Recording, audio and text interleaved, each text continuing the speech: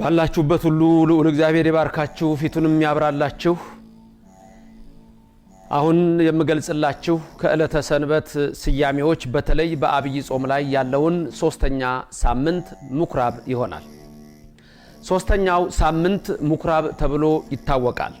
ይህም ቀን ጌታችን መድኃኒታችን ኢየሱስ ክርስቶስ ወደ ምኩራብ ገብቶ ያስተማረበትን ዕለት እናስብና አጠቃላይ ቤተ መቅደሱን ግን እግዚአብሔር እንዴት እንደወደደው ነው።